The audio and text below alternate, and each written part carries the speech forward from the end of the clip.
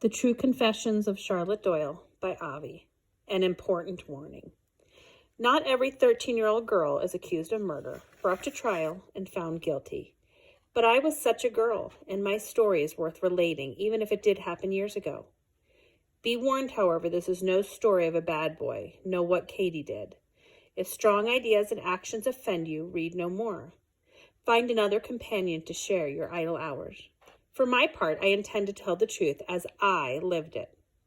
But before I begin relating what happened, you must know something about me as I was in the year 1832, when these events transpired.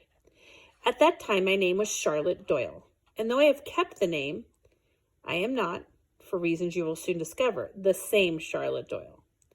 How shall I describe the person I once was? At the age of 13, I was very much a girl, having not yet begun to take the shape, much less the heart, of a woman. Still, my family dressed me as a young woman, bonnet covering my beautiful hair, full skirts, high-button shoes, and you may be sure white gloves. I certainly wanted to be a lady. It was not just my ambition, it was my destiny. I embraced it wholly, gladly, but not an untoward thought of anything else. In other words, I think at the time of these events, I was not anything more or less than what I appeared to be, an acceptable, ordinary girl of parents in good standing. Though American-born, I spent the years between my 6th and 13th birthday in England. My father, who engaged in the manufacture of cotton goods, functioned as an agent for an American business there. But in the early spring of 1832, he received an advancement and was summoned home. My father, an ardent believer in regularity and order, decided it would be better if I finished out my school term rather than break it off mid-year. My mother, who I never knew to disagree with him, accepted my father's decision. I would follow my parents, as well as my younger brother and sister, to our true home, which was in Providence, Rhode Island. Lest you think my parents' judgment was rash in allowing me to travel without them, I'll show you how reasonable, even logical, their decision was. First, they felt that by my remaining a boarder at the Barrington School for Better Girls, Miss Weed, eminent and proper headmistress, I would lose no school time. Second, I would be crossing the Atlantic, a trip that could last anywhere from 1 to 2 months during the summer, where no formal education took place. Third, I was to make my voyage upon a ship owned and operated by my father's firm.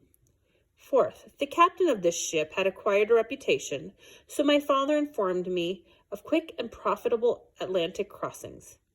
Then there was this. 2 families known to my parents had also booked passage on the ship. The adults had promised to function as my guardians. Having been told only that these families included children, 3 lovely girls and a charming boy, I looked forward to meeting them more than anything else. So when you consider that I had but dim memories of making the crossing to England when I was 6, you will understand that I saw the forthcoming voyage as a lark, a large, beautiful boat, jolly sailors, no school to think about, companions of my own age. At one point, I was given a volume of blank pages, how typical of my father, and instructed to keep a daily journal of my voyage across the ocean, so that the writing of it should prove educational value to me. Indeed, my father warned me that not only would he read the journal and comment upon it, but he would pay particular attention to the spelling, not my strongest suit. Keeping the journal, then, is what enables me to relate now in perfect detail everything that transpired during the fateful voyage across the Atlantic Ocean in the summer of 1832.